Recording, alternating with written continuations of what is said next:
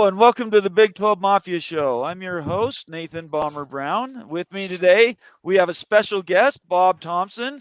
Bob Thompson's made it all the way out from the Iditarod to call into our show tonight. How you doing, Bob? I'm very well. Thanks for having me again, guys. You bet. I know that we're not going to burn you out, but you coming in every couple months, I think, is going to work out good. We appreciate you spending the time. My pleasure.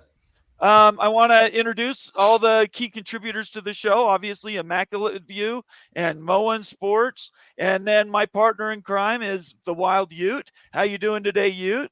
Doing great today. Man, what news today. With smoke going on in the realignment world. We've got Bob Thompson on the Mafia Show. I love it. What a privilege. We're glad you're here very much. To people joining the show, please subscribe, leave us a comment or suggestion, turn on your notifications so you don't miss these shows in the future, and make sure you follow all of us on Twitter, and that'll help you keep in line with what kind of we're talking about. Today, we're going to be talking about the movement of Notre Dame to the Eastern Countries Conference. Is that okay? Should we talk about that today? I'm just teasing. We won't talk about Notre Dame. All right. My first question is, and I gave you this as a lead up, Bob, is what's your opinion on the restraining order for Washington State and OSU? And what kind of position does that put the Pac-12 in to sort of drive the bus at this point for those two schools? Well, it's not surprising that they would take that route after the commissioner called a meeting that made it sound like they could vote on certain things going forward, even on things that would happen after these schools have already left. I think the conference was, or excuse me, the two schools were left with no other choice but to go for the TRO.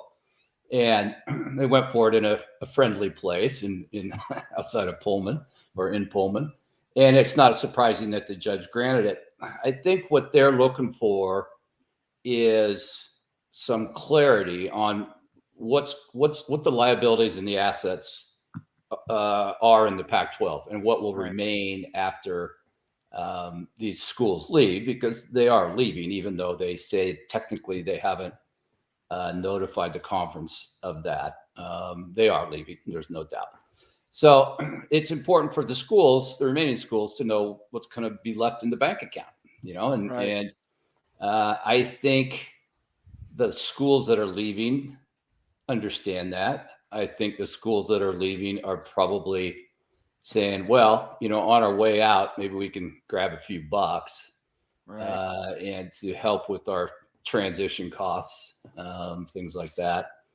And I would expect that about the time that the next round of legal maneuvers requires either requests for depositions, document retention requests, things like that, then the conversations that could ultimately lead to a resolution would begin. No, this isn't going to end up in a courtroom, in my opinion.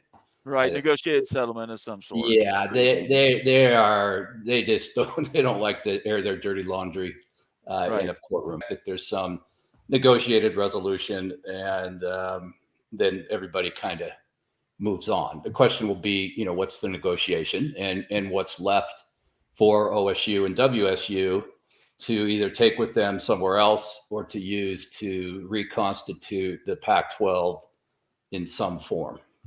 Very fair. Before I turn it over to you, I want to recognize everybody who's here early with us tonight. Glenn Luman was first in the house. He's from the Philippines. We appreciate it, Glenn, although I think he's in Beaverton, Oregon right now. Devil Frog, we have Cougar Tracks, Summit Hawk, and BR is finally back. Good to see you, BR. We need to get your name green again. I miss that a lot. Let's see here. Let me scroll down. James Balk. And Cougar Tracks. Let me just, any others before we're there? Kaufman and Caden's dad and Jared Jones, Ohio State, to wrap it around. All right, Ute, I know you came in hot and heavy with the question.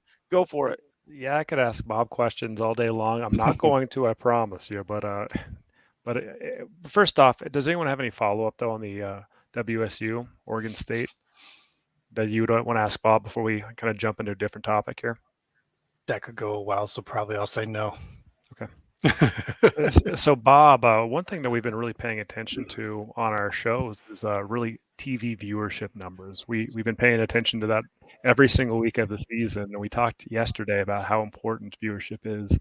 It's like as important or more important than wins and losses in some cases when it comes to realignment. So I think we're all aware of TV viewership now and how the importance with media companies. But I was just thinking amongst myself here that what other data points would a media company what they consider that matters in realignment? Okay, you've got the viewership.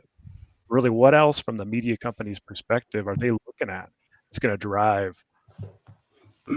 Well, at the end of the day, you're right. The numbers pretty much drive everything, and TV is a very numbers-based business. Whether it's has to do with selling ads, whether it has to do with selling your networks or cable subscriptions to distributors and for a license fee, it's all about the numbers. And so I think certainly those are without a doubt the most important. I think beyond that, you look at what's the reach of the alumni group. That's one of the things about the Big Ten schools. Those are all huge schools, and so that means they all have huge number of graduates, and those graduates are all over the country. They might go to Michigan for school, but then they go to, they move to LA, or they move to New York, or they move to Chicago, or they move to Dallas, wherever, to ultimately pursue their careers. So the fact that it has a wide reach in terms of alumni support is very important, and certainly that's something that the Pac or the Big Ten has always talked about.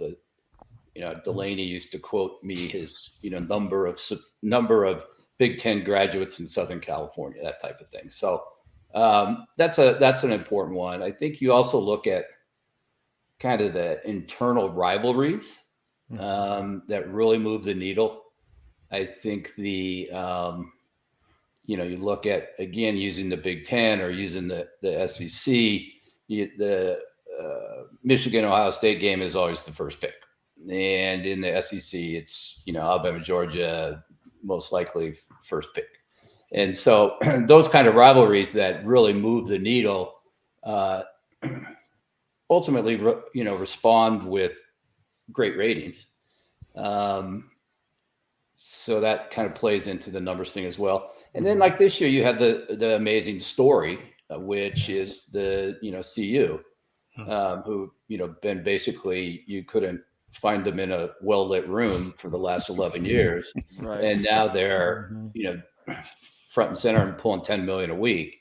That's an amazing, absolute amazing turnaround there. And I think they've done a great job with it, and give all the credit to Rick George for going ahead and making that bold move, because, he's been there 10 years and they've been through a few coaches, and he needed to get this one right. And he swung for the fences and he got it. Go ahead, Bomber. I just follow up. Have you ever seen anything like these numbers that Colorado and Prime have received? Not yet. I mean, not on a consistent basis.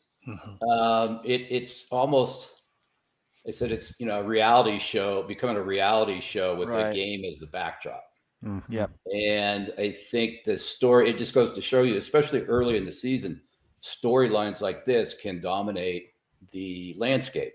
As you get further down the schedule, it's the matchups, and it's less about the stories. Although, the matchups in themselves are stories. But at the beginning of the season, especially when the first few weeks where you've got these, non-conference blowout games and the payday games, things like that, it's not always great television. Fox took a gamble that this was going to be a good story by grabbing them those first 2 weeks, and they got paid. And, now it's ESPN's turn. They had them. And so, now we go back to Fox. They're going to have probably a little bit of a reset. They play in USC. Then they've got some other games that are going to be, a little tougher. And they've got some games to still play on the Pac-12 networks. So that's when you'll see the numbers will fall down. But I think at this point, what they've done there and the numbers they pulled has been absolutely amazing. Definitely has. So one follow-up around the alumni base. That's not something that I've ever thought of or considered or anything. So why is it important to have a lot of alumni in a big market. If we're all talking about TV viewership nationwide and stuff, why would that be valuable to a media company? Well, I think it's valuable to the media company because then they can drive prices in those markets and not just in the markets that say have a school located in them. Understood. Yeah, Thank that you. makes sense. The next question is going off of the three that I gave you, Bob, is what is your current sense of the current college football playoff negotiations and renegotiations? And what are your thoughts around the 4 or 5 broadcasters that have been rumored to be involved in that? What's your feeling on that? Well, it's very, very early in the process. We're talking about 4 games here at this point. There is always the possibility that ESPN agrees to open the deal up early and go for an extension, so you could go beyond just the changes to the last 2 years.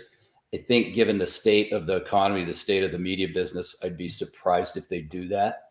I think it'd probably be smart for the CFP to probably wait and just deal with these 2 years. So, there's supposedly four or five that made presentations, which is, probably the usual suspects. Supposedly there's, according to what I think Ross Dillinger wrote, there's 4 more that have expressed interest. At this point, he said that they were just doing presentations and they haven't even got to the money side. Once you start talking money, a couple of them will probably scurry away into the night. Because it's going to be a pretty big number. I mean, for the 4 games, I suppose between the 600 million or so ESPN's getting now, they could probably get to $1 billion. Streamers will be interested, I think. I'm not sure it fits for, say, an Apple or Amazon, because it's such a short window of events, 4 events that are going to happen basically in 1 week. I think it'd be better off for a streaming service along the lines of an ESPN Plus or a Peacock, Paramount Plus, like that, because, as part of a package where their networks get some games, they maybe get 1 for streaming, something like that. But at the end of the day, I think the CFP is going to want to continue with as much broad reach as possible, and that's likely on the broadcast networks with probably ESPN, ABC combo of some sorts. Very good. Go ahead, Immaculate. Do you ever foresee for something like this, or maybe in the future if it's expanded, or if we go to like conference playoffs, where the streamers could have some type of over the top of the exact same content? Now, I know during the regular season when we have a supply heavy situation, that doesn't happen. But in a demand heavy situation with the playoffs and the postseason, do you ever think that could possibly be worked out where you could have both over the air, cable and a streamer covering the same game? Yeah, I think it's possible. I think that, in the regional sports network business, there's a few teams like the Suns are going to start doing that here in Phoenix, where the games are on, I guess it's Channel 3 or for the most part here locally, but there's going to be a streaming element as well that we'll probably have the main game feed, but we'll probably have, some other feeds that, Manning cast like feeds that go along with it. So I think it's possible. I think it opens up the opportunity to do a lot of different things with your telecast, and certainly will attract a certain number of, cord cutters or cord nevers. Sure. People who don't have an antenna of some sorts or just basically living off TV, off the internet. You're going to attract some people to the viewer, to the event that way. I think that's really cool. Let me get to a couple super chats here and then a comment. First, we have BR as a recent resubscriber. Good to see you, BR. And Moen, you're going to do the sounder on that, right, for me?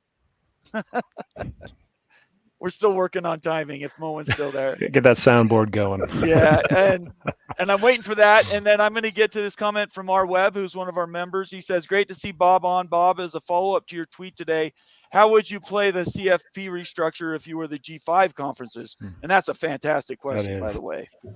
Yeah, I think that that all started when Oresco talked yesterday about he was good with the 5-7, and it's kind of struck me as odd. Why would you agree to that yet? And sure enough, he walked it back and said, "Well, we're going to keep the 6-6," and that makes sense for them right now. I'd probably play it the same way, but I'm not going to fall on my sword over it. I would be wanting to guarantee that in the next iteration, it's not just 12 at large. You've got to keep.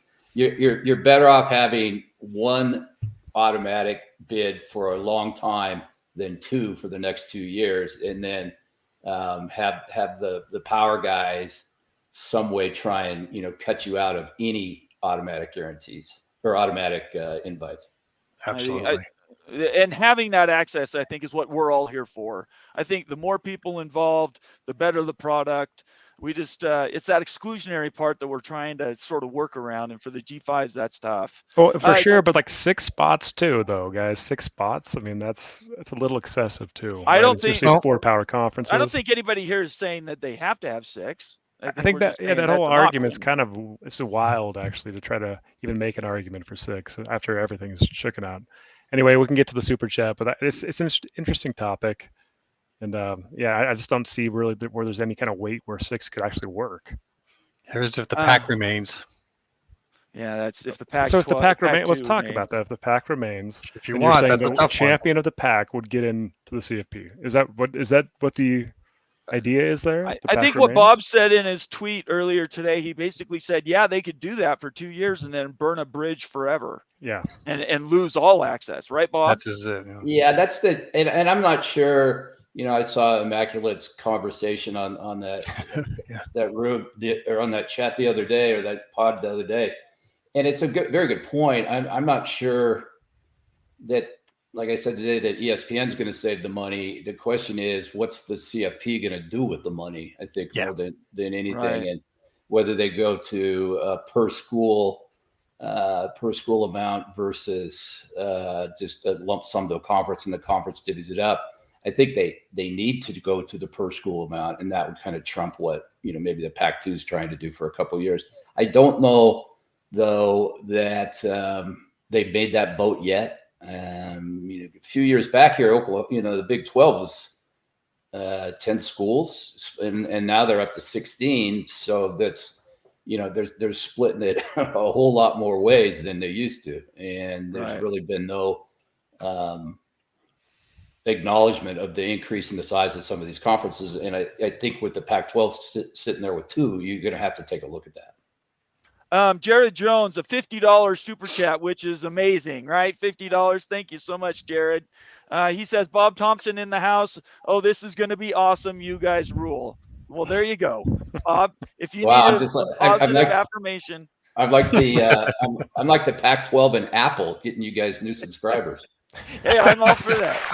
I'm going to do clapping things offline or something. So I'm waiting for him to do sounders, and it's not working. It's bad timing. All right. So my next question then is, wait, Moen, did you have a follow-up? I'm sorry. I did not, but I don't know why the sound's not. Yeah, I couldn't. We're not hearing anything. I heard some clapping. I heard the clapping. Before I move on to the big bugaboo in the room, which is Florida State et al. In the ACC, do you guys have any other questions to follow up on Washington State, Pac-12, or the college football playoff? Well, just to kind of touch upon that, I think he's right. Like it just doesn't cost ESPN anymore. I mean, they're paying the CFP directly, and then the CFP divvies it out. That kind of got misrepresented a little bit, but that's not that big of a deal. But where it comes into interesting is the debate on the payout. Does it go all to the conferences all the same, or is it going to be based upon number of schools? Everything I've seen says that it's just to the conferences, and they never had a chance to change that rule. Had you seen any anything about that, Bob? Have they never got that passed, did they? No, my understanding is they didn't. I know there was a discussion about it being based on number of schools, and then there was also discussion about maybe putzing around with the incentive-based elements of it, so that conferences that had participating schools, I mean, they get more money now, but they'll get even more, I think, that type of thing. So, okay. But my understanding is it didn't get resolved at the last meeting, and then all hell broke loose, and that was probably the last thing on everybody's mind was how are we going to pay out of the CFP. That seems to be the quotes coming out of there. Is everyone seems to kind of be flabbergasted by this. They didn't see this coming at all. I can tell you that I'd be really shocked if there's a whole lot written into the CFP articles of incorporation or bylaws or whatever kind of entity it is that discusses a the implosion of one of the 5 conferences. So and we're looking big picture now. We've talked about the playoff, and we talked about the Washington State and Oregon State and Pac-12 stuff. But really, the other looming monolith out there is Notre Dame, the ACC, and then X number of schools that possibly could be wanting to leave. We went from that not being a big deal to all of a sudden it might happen overnight to now we're cooling back down, but it seems to be up and down. Is that going to be the way until they finally get a settlement?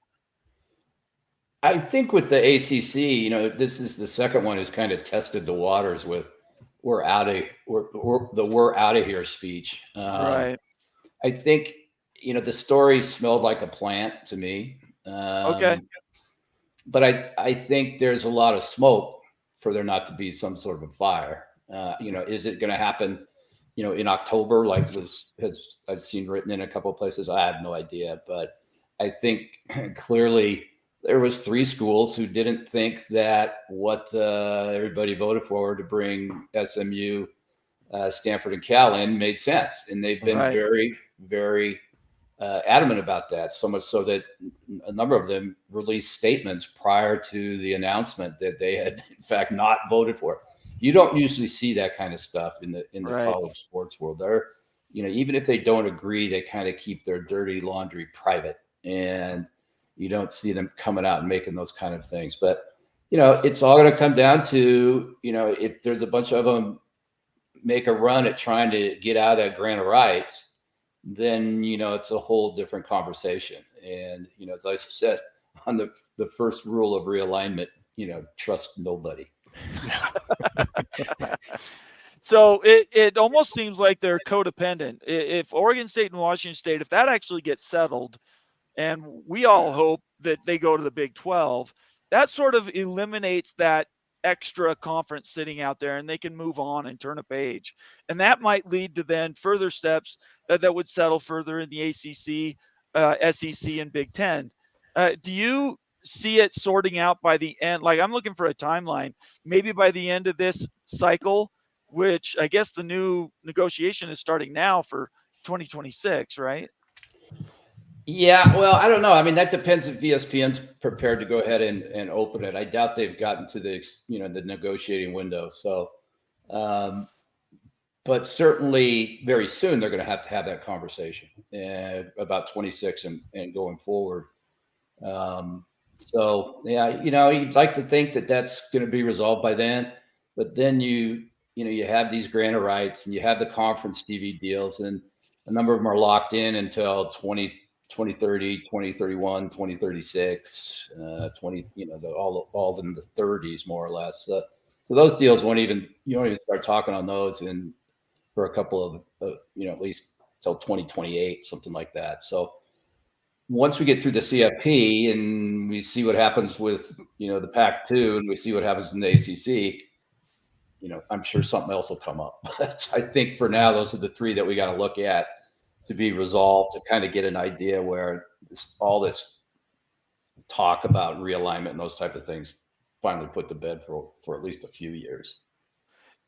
This brings up a question that I had thought about months and months ago, and I think I lost track of the thread on Twitter. But how do you feel about these broadcast companies? And Kenneth Evans has a comment here about building studios and doing remote commentating for games. Fox, I think, was the first broadcaster to start doing that. Were you involved in any of those decisions? And what do you think about, is that an experiment that's gone awry? I personally don't like it, but I'm curious what you think. No, I was not involved. That was came after me. I think, a lot of it was increased during the pandemic. Right. As Right. productions moved into the cloud, and the necessity to have announcers and a lot of the production staff even on site was diminished significantly. I think there's a loss. I think there's a loss for the viewer in that they don't necessarily get the full Fidelity is the word Yeah, that comes to you're mind. missing out. There's been some glaring problems where a quarterback was missed, that type of thing, and it's stuff that you would know if you had been there. That they would have known if they had been there. And Okay. I think it's tough, and I don't know how much money they actually save. I mean, if you're talking about sending, to a play-by-play, a color, and a sideline from LA to Phoenix in a couple nights hotel, you're not talking about a ton of money. And Right. they are still doing these typical productions from a behind-the-scenes standpoint in terms of cameramen and things like that. But to do the announcing remotely, I think, is a bit of a mistake. These guys have done multiple games in one day, so I guess there's a scenario there where it probably saves you some more money. But I don't really care for it, and I think it's I can see why they did it during the pandemic, but I think the pendulum swung a little too far. Pretty much Right. everybody on the RSN side is back to traveling than their announcers. Few teams aren't, but more or less everybody is, and I would like to see Fox kind of, pick it up here as far as sending announcers. It seems like it's just the FS1 games at this point. It is. Yep. Yeah. Opie has a $10 super chat. He says this episode's better than the old Hollywood Squares. I want to make Nice, sure we Opie. called that out. You're Hollywood dating Squares. yourself, Opie. Yes, definitely. I miss the Hollywood Squares. Okay. All right, Yeah. Immaculate. All right, I'm going to wade into this one very carefully with you, Bob. But I think that you, maybe of anyone involved in talking about this, has the best perspective on this. I don't see any impetus for the networks to help the situation out. ESPN hands out the money. They don't really care beyond that. ESPN and Fox have already looked at OSU and WSU for a conference like the Big 12. They're pretty much standard where they're at. But for the other conferences, I think we can probably all say that they have a lot to gain or lose based upon how the situation goes. This is kind of a reverse situation, what everyone likes to say. They like to say how the networks are in charge and the networks control this. How, in this case, do the conferences influence the networks to do something that's not maybe in their best interest? Is that possible? Sure. You could offer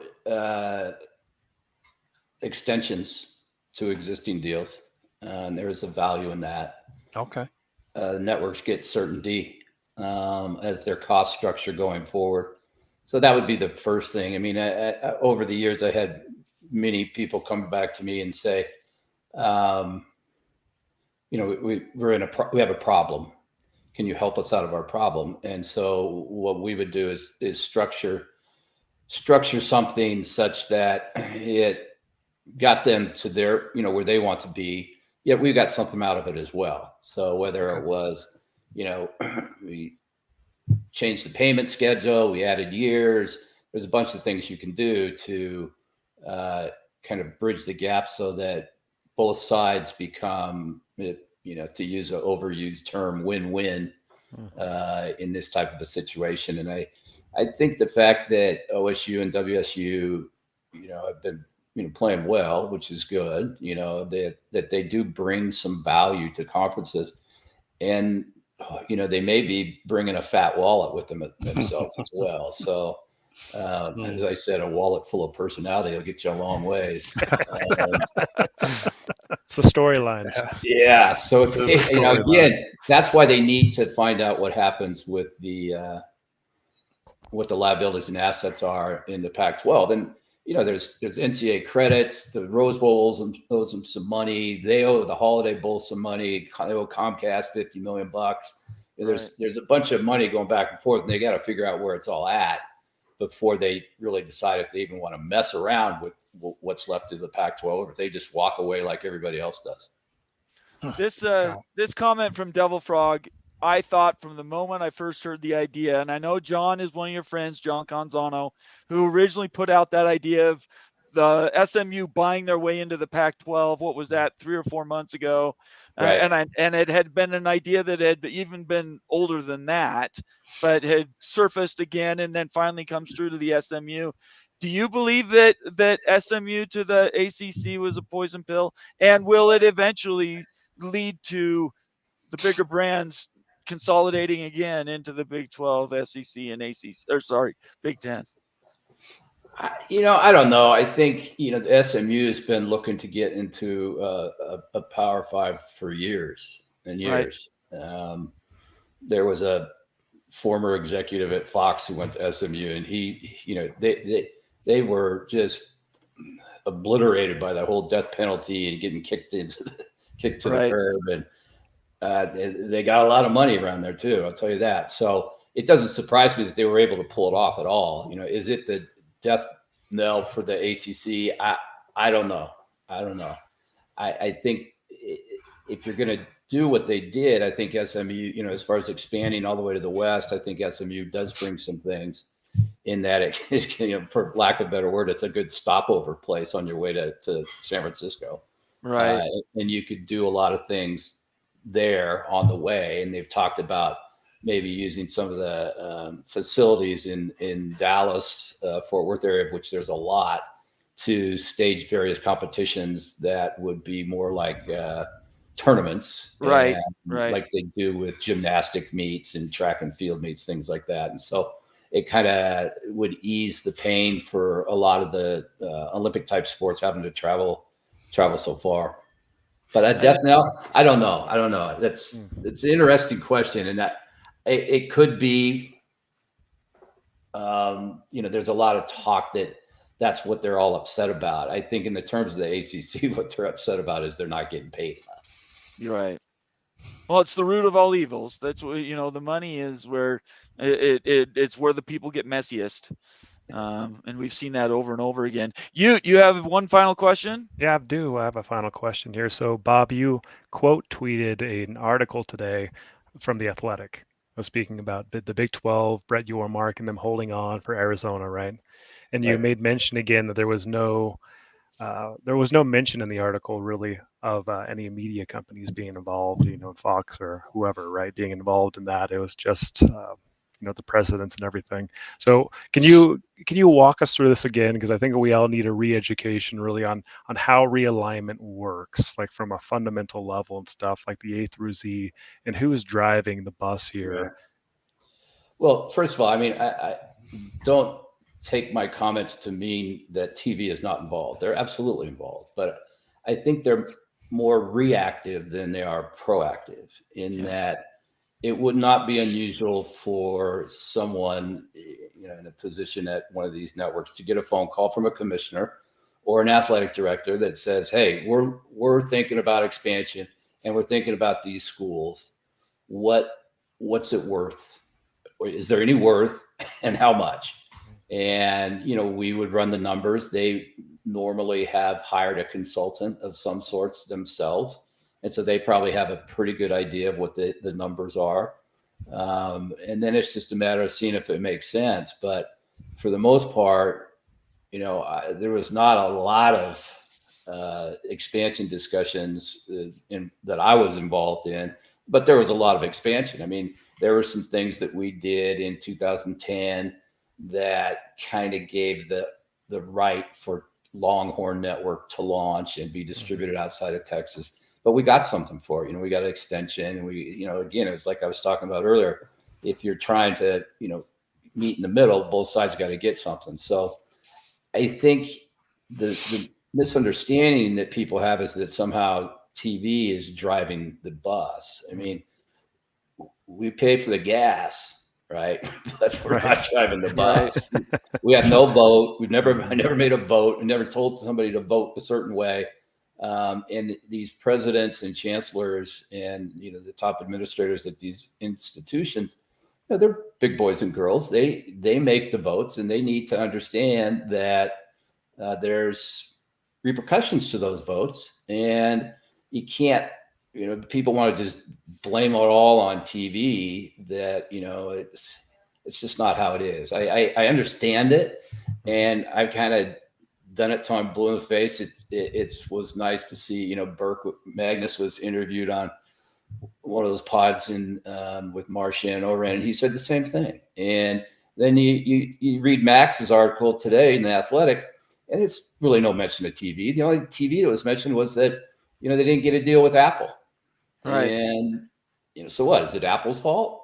I just think that what came out in that article was more like what I would have expected to have happened. Sure, Fox agreeing, or whoever agreed on the Big Ten to pay $30 million for Oregon and Washington, that that had something to do with it, sure. But I don't think Fox was sitting there saying, we got to take him because we want to blow up this conference so Apple doesn't get to college football. Yeah. Right. And it's just, it's just not how it works. So I thought it was a great story. I think it showed the tenacity of Brett and what he was, trying to accomplish, and the fact that the Big 12 was, really solid together on this, and that the Big 12 remembered, but, for the grace of God, it could have been them a few years ago. Right. And I thought that was a very poignant quote that somebody said, if we don't do this, it may be us down the road. Mm-hmm. So I think, they were very smart about it. And I think the Pac-12, played it poorly. I've certainly said that enough times, but, it is what it is. And now we move on, and hopefully we can find some place where Oregon State and Washington State can live that's acceptable to them. Thanks, Bob. So, Bob, you've been on our show now twice. And I assume you don't mind spending just a little bit of time with us when you come in and do this. Do you have any questions for us?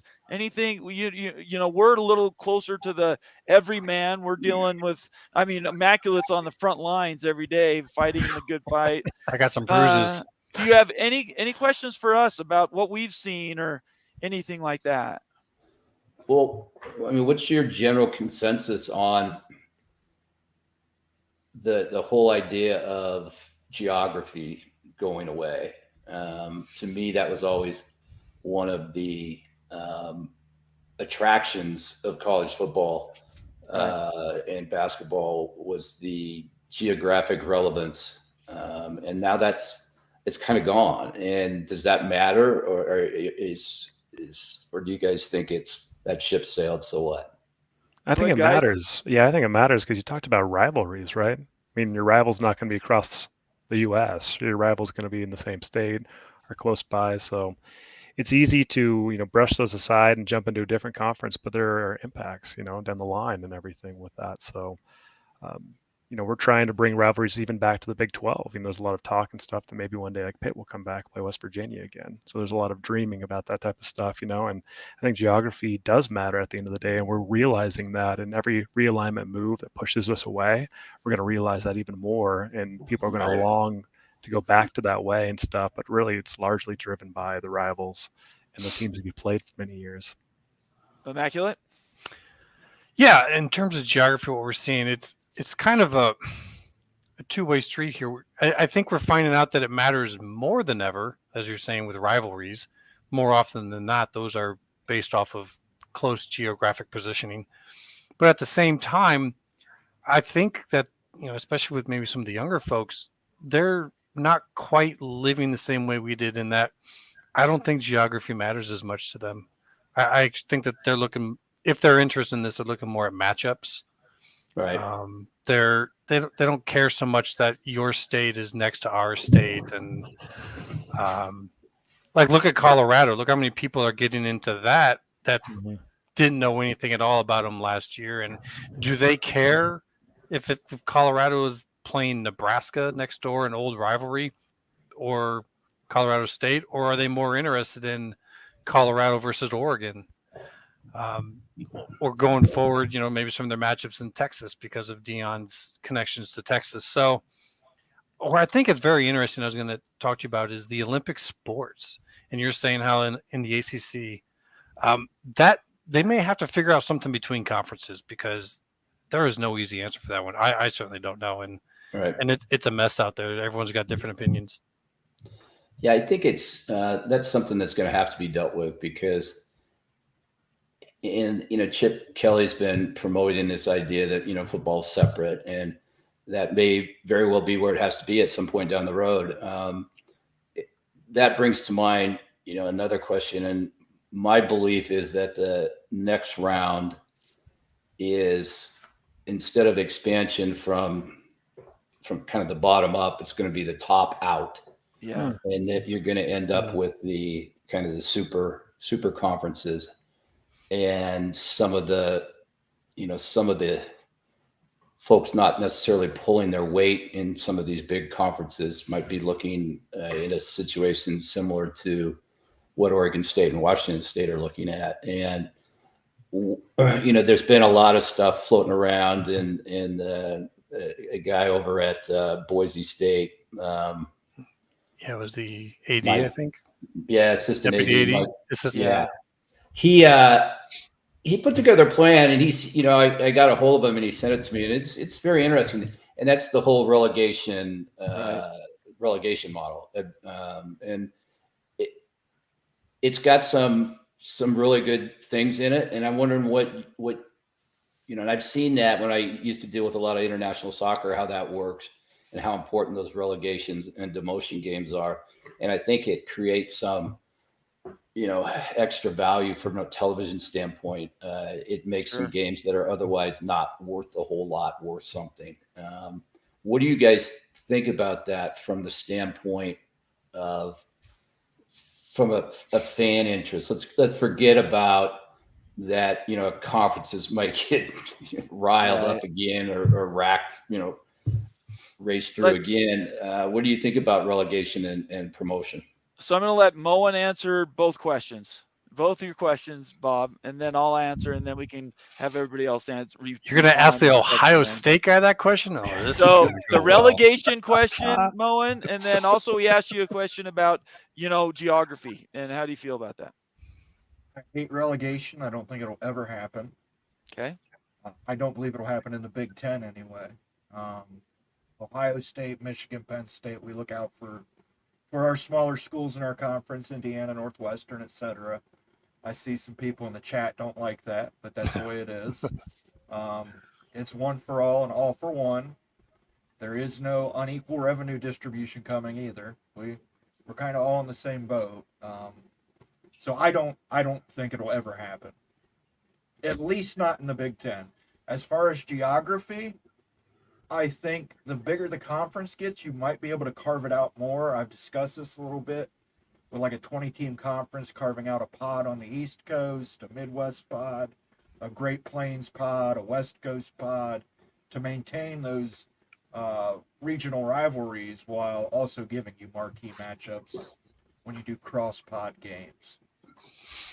I think, and as far as geography goes, I'm in a unique position because BYU has been geography less for 50 years. It go anywhere, anytime, and play. BYU will play anywhere, anytime, and so I know it can be done, but it takes a lot of institutional security and strength, which we've seen not every institution has that, and it also takes an all-in commitment to be willing to foster the breaking the geography parts down. But one thing that I would never want to get rid of, and that is the rivalries. As you put it, I mean, the Holy War to us is like fantastic, and every one of us has a rivalry like that. And Washington and University of Oregon for you, Bob. Those are really important. And I hope we keep those.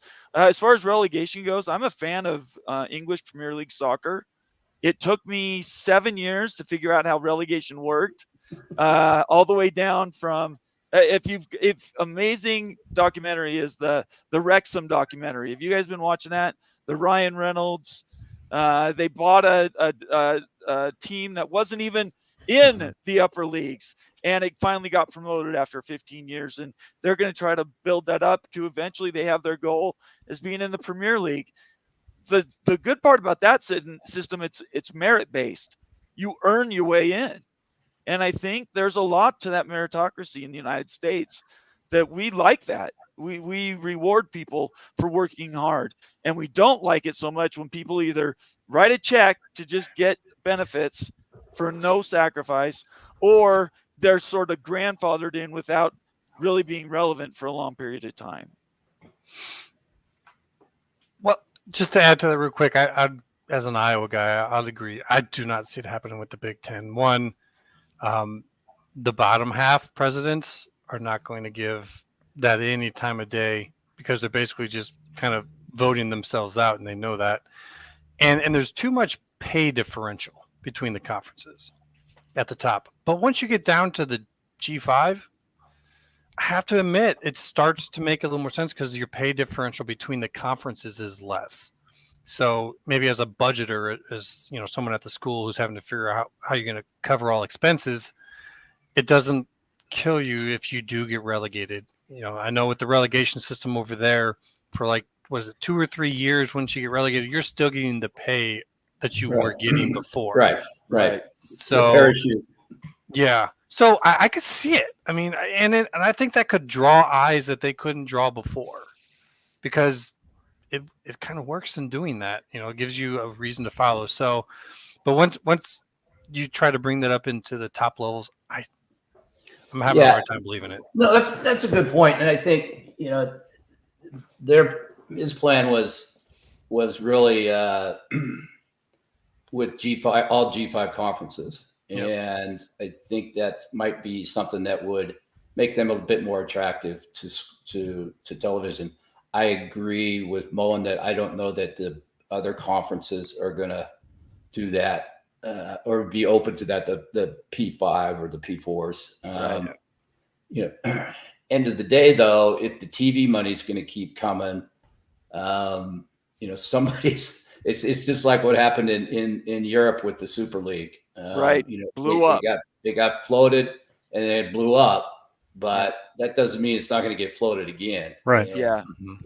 Real Madrid still trying to keep it around. Yeah. They're working very hard to restore that. So I think relegation for the G5s is fantastic. I also think that the AQ conferences, what's now 4, they could do something different and they could coordinate and work together. But there's a lot of money to go around. I know that. You didn't say anything about relegation. What do you think about the idea as a principle? Well, let me ask you guys a question. Would it add more intrigue than a non-relegation or a current scenario for the G5 league? I think it does.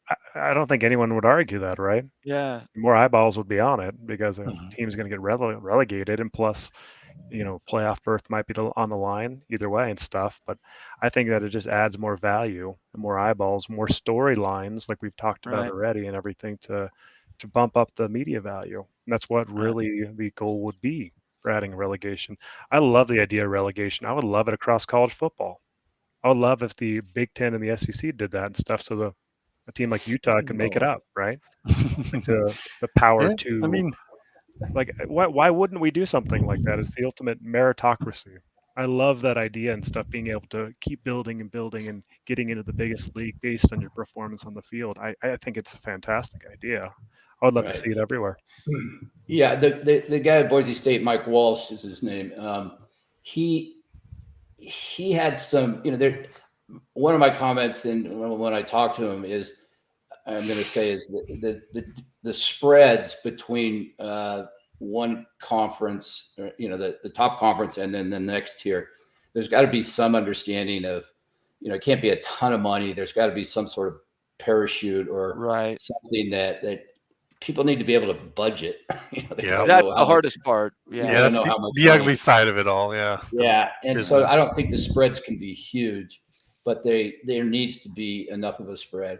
I think the other thing that you see in the European leagues is you take a big hit sponsorship side, and that's tough. So yeah, I don't know that it necessarily works at the top, but I do think at some point there's going to be a reimagining of college football because I don't think you can expand a whole lot more. The only way to expand is to kind of separate. It's consolidation, not expansion necessarily. Yeah, that's really what it is. And the question becomes, how many get consolidated? Right. So Bob, so the sponsors don't like the relegation model because of the lack of consistency and dependability on the teams in the upper division? No, it's because you're in a quote lesser league all of a sudden. Lesser league also. Advertising dollars, not as many people watching, so it's not as valuable. Like at the school itself in this case, or at the soccer team. Could probably affect NIL and transfer portal too these days. So that's a big unknown that we're just getting into, and trying to balance both things at once might be a big mess. Bob, do you know this too? Do you know, like, for the relegation games in the soccer league, are those like the most highly viewed games, or like those almost as highly viewed as like champion games? It's not like that. No, they're not that much, but it's just, I mean, it's a big weekend out there. Right. when those games happen. And I mean, if you ever look at a map, just to look at the United Kingdom, how many soccer teams there are, it's amazing. Yes. It's absolutely amazing for a country that size that has that much in terms of sports. So, yeah, I think the sponsor side, it's really just more about not being in the top tier anymore and getting the exposure of a top tier league. It's more the fight for survival than it is about the promotion of the lower league. It's like Leicester went down, and they've been in the Premier League for almost 30 years. They got demoted, and they had to fire half their crew because they couldn't afford to keep them around because they weren't in the Premier League anymore. It's a big deal. You'd have to come up with some interesting economics to make it work, even in the G5 level. All right, we've talked so much, Bob. You have stayed a lot longer than I intended to keep you around. We really appreciate all your feedback, and it's nice to hear, that you asked us questions, trying to sort stuff out. And is there anything you want to leave with everybody? We'll do this again in a couple months. And I see this. I'd be happy to. I see this question here. Did the Big 12 pay Colorado $2 to $3 million? Yeah, I was going to close with that. I don't know. I mean, I heard that somewhere, and if it is, maybe it was, to deal with transition costs or, change out signage or who knows what. But I've never heard of anybody being paid a signing bonus. So if they did. I attributed that one to your Mark and his business mind. Well, I want to congratulate Cougar Tracks, who's been a member for a month. Thanks for being here, Cougar Tracks. That's really important to us. And then this other one's from Kaufman. He's been a member for 2 months. Last question or statement, he says, "Wow, 2 months doesn't seem that long. Great work every time, gentlemen." So that goes to all of us. I appreciate you being here. Thanks for being here, everybody. Please subscribe. Watch us on Twitter. Let me get this comment off the screen. So you follow all these people on Twitter. We have a great community, and Bob, you're magnificent. I hope to get you back at the end of October, maybe 1st of November, when we're getting closer to those next top 10 and top 20 discussions. Sounds good. You guys have right. a good week. Very good. Good seeing you, Bob. Have a good one. You have a good month. We'll talk to you later. All right, take care. Okay, see you later. Bye. Oh my gosh, you guys, I've been filled up. I'm full now. How are you guys feeling? Man, that's right. Oh my gosh, I don't even know what to say. I'm sort of out of words. You might have to move that up to every month. That's always good times whenever he comes around. Yeah, very much. Let's see. What's this say? Sergeant Pickles. Good to see you, Pickles, by the way. You're a little late, but it's good to see you. He was here. Would love to know if professional relegation works with only a 10% gap in revenue from the best team to the very worst team. So again, looking at the model that's in England, all the teams in the Premier League get the same amount of money. It's a flat fee from the BBC, Sky Sports, NBC. All that media money is evenly distributed. Below that, each conference gets a lesser amount. And we've talked about that on our show many times, is the lower you go in the system, the less money you get. And that's really the challenge to a relegation model. You'd basically have to have top schools like Ohio State willing to give away some of their money to subsidize this relegation model beneath them. And does anybody see anybody agreeing to that? Well, on Ohio their State's already doing that with Indiana. own? Well, And that's exactly why Indiana is never going to vote for that. Come on, be honest, Bowen. Like that, you know that Ohio State's going to make this move and want unequal revenue. Everybody pays for everybody. Listen, Indiana brings a lot to the conference. Indiana brings shooty hoops, corn. You know, my hell. People they on do the a outside of the lot of Big Ten, research. they don't quite get it. I think they think that we're just saying that it's just a talking point, and I get that, but that's the case in the Big Ten. How long has the Big Ten been around for Mullen? Like 1800? What was the? Well, if you go back to the Western Conference, it's Yeah. 1890 something, I believe, 1892. Yeah, that's Like, crazy. It's just ingrained there. Like the idea of kicking Indiana down the road or kicking. I don't see it. It's hard for people like we want in, and I'm like, I get it, but it's just not happening. And they're so tied in with like their logistics buying program, part of the Big Ten Athletic, that you start to throw them around. It gets kind of goofy. I don't see how you guys could have that perspective. Like, I'm so certain that's going to happen. Like, it, for me, is like it's so simple to see just based on the dollars. No. And like Bob even said that. Just a Well, second he ago, says he said that he sees can the see super the conference. idea, Is but- Indiana going to be in the super conference? No. I don't Like, think it's I didn't happening, want to go guys. into it because I didn't want to challenge it, but I don't see it happening. And I see how, from like a position of people saying that this could happen, and he's like, "Oh yeah, I could see it happen. We could do that. We could sell that." But in terms of actually doing that and making that happen, if people think what's going on right now with the PAC and the CFP and those two schools is ugly and messy, what you're talking about goes to a whole nother level. Like it'll be a hurricane of messiness. I think it's just a threat to maneuver the NCAA and to get more power, more rule making power. That's what it really is. 'Cause that's what they did in 2014. You know, when with the stipend, they threatened to leave the NCAA, and they got the autonomous conferences for it. And so it's like, if it worked once, let's do it again. We're gonna wrap this up. This has been an amazing hour. I want to leave with Devil Frog gave us $10. He says, "I'd rather see conference playoffs before national than relegation." So Oh, absolutely. we'll leave you with what a that. good comment. Devil That's what Frog. Devil Frog's a stud, and he's been with me from That's the what I'm beginning. hoping for. I'm hoping for those conference playoffs. Bomber, I just have one last thought here too. Sure. Yeah. Go ahead. With this ACC smoke going on, I think that the Big 12 needs to get uber aggressive about going after ACC schools that they can pull. I agree. I think that it's something that we need to talk about a lot. I think that we need to get to 20 teams and we'll look at pull at least 20 teams, look at pull the best quality Right. ACC squads over. And I guarantee you, Yormark's on the phones already, working this thing just like he was with the PAC. But it's no time to sit back, and the Big 12 needs to be very aggressive with this. The Big 12 may be the first conference to 22 or 24. Could be. Could be. It I'd could love happen. to know what those 10 things are that Yormark said that he wanted to do for the Big 12 when he got interviewed. If I could find out, if I could ask one thing, like of anyone, like just to give me I want to know what that is, because he Just even so you know, I've got a pending request to him for over a year. Oh, yeah. Okay. That he sent me one DM and I said, "Welcome to the Big 12, but BYU fan here. Love all your support." And he sent me a thing back. He said, "Thanks, glad to be here." So I've got a DM open with him. So saving it. It's like hey, so work far that down channel. the list. see. Work that channel, Bomber.